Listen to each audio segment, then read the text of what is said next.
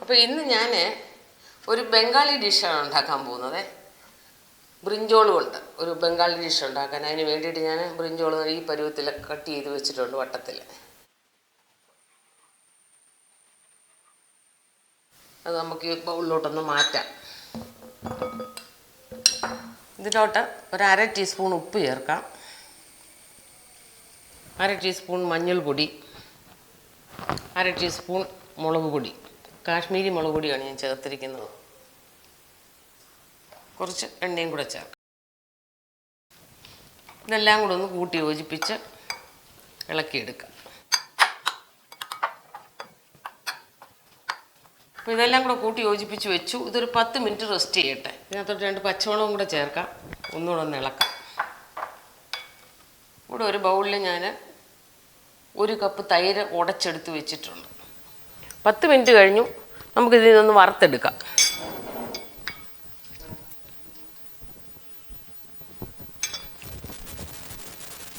Pan ചൂടായി.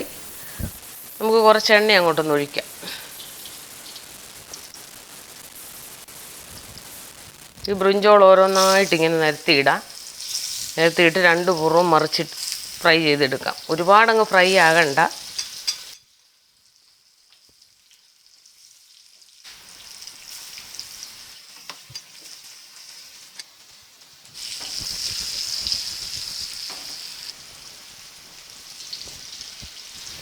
ഒരു side മൂത്ത് ഇത് ഓരോന്നും തിരിച്ചിട്ട് കൊടുക്കണം.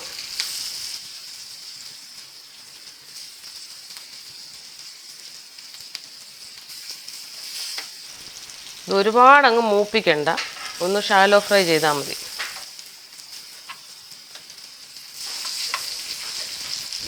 രണ്ട് സൈഡ് ഈ പരുവത്തിൽ മൂത്ത് കഴിഞ്ഞു. നമുക്കിനി ഇത് കോരിയെടുക്കാം. ബ്രിഞ്ചോളെല്ലാം മൂത്ത് കഴിഞ്ഞു. ഇതിന് ഈ തൈരിലോട്ടിടണം.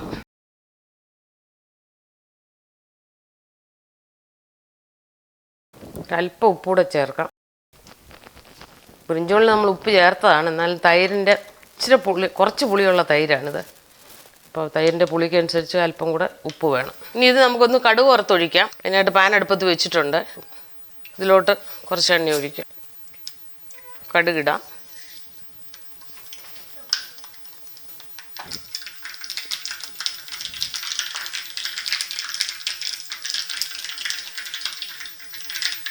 ചെറിയ ഉള്ളി ഒരു 2-3 എണ്ണമായിരിക്കും.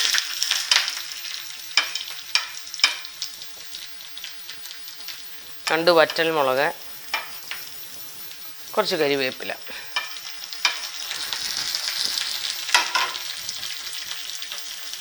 ഇതിലേക്ക് ഒരു നുള്ളി ജീരകം കൂടി ചേർക്കാം. ഒരു നുള്ളു മുളക് പൊടിയും കൂടെ ചേർക്കാം, ഒരു നിറം കിട്ടാനും വേണ്ടി മാത്രം. ഇനി ഇതിലേക്ക് ഒഴിച്ചു കൊടുക്കാം.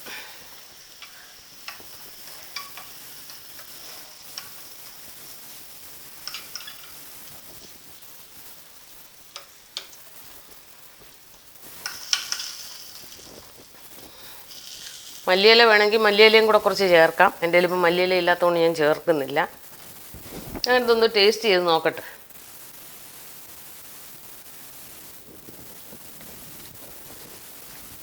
Really super. ഇതെല്ലാവരും ഒന്ന് ഉണ്ടാക്കി നോക്കണം. നല്ല രുചിയുള്ള ഒരു കറിയാണ്. അപ്പോൾ എല്ലാവരും ഉണ്ടാക്കി നോക്കുമല്ലോ.